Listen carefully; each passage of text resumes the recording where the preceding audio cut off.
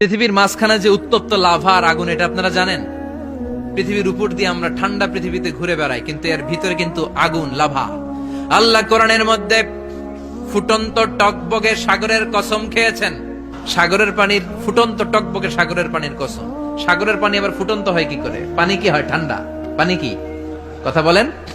আল্লাহ পৃথিবীর ভেতরকার কথা চিন্তা করে বলেছেন, ওয়াল বাহরিল মাসজুর। ইউনাইটেড স্টেটস অফ আমেরিকার নেভাল একাডেমির সায়েন্টিস্টরা এই আয়াতের উপর রিসার্চ করেছে যে সাগরের ভেতরে আবার এই ঠান্ডা পানির ভেতরে আবার উত্তপ্ত আগুনের লাভা আসলো কোত্থেকে। রিসার্চ করার জন্য তারা সাগরের ভেতরে পাইপ ঢুকিয়েছে।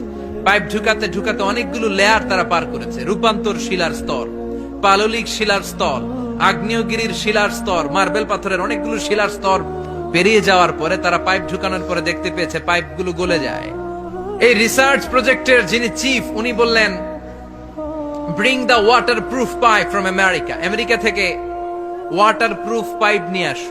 আমার এমন পাইপ লাগবে গবেষণা করার জন্য যে পাইপ আগুনে জ্বলে না। আমেরিকা থেকে ফায়ার প্রুফের পাইপ নিয়ে আসা হলো। নেভাল একাডেমির চিফ সায়েন্টিস্ট পাইপ ঢুকাতে আরম্ভ করলেন। ঢুকাতে ঢুকাতে পৃথিবীতে কিন্তু অনেকগুলো স্তর আছে। এই যে বালু মাটি, সব কিন্তু বালু মাটি নয়। আপনি খুঁড়তে খুঁড়তে পেয়ে যাবেন